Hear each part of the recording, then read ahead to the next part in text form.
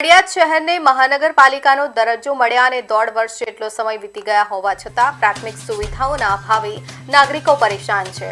આજે નડિયાદ શહેર કોંગ્રેસ સમિતિ દ્વારા ઇન્ચાર્જ કમિશનરને રોડ, રસ્તા, સ્ટ્રીટ લાઇટ અને જળબંબાકારની સમસ્યાઓ બાબતે આવેદનપત્ર પાઠવવામાં આવ્યું હતું।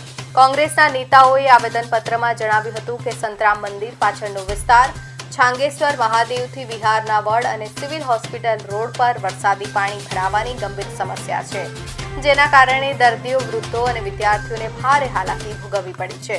વધુમાં વોર્ડ નંબર 12માં રોડ બનાવ્યા બાદ વારંવાર થતા ખોદકામને અટકાવવા, તમામ વિભાગો સાથે સંકલન સાધવા અને સ્ટ્રીટ લાઇટના પ્રશ્નો ઉકેલવા માંગ કરાઈ હતી। આ કાર્યક્રમમાં શહેર કોંગ્રેસ પ્રમુખ હાર્દિક ભટ્ટ સહિતના અગ્રણીઓ ઉપસ્થિત રહ્યા હતા।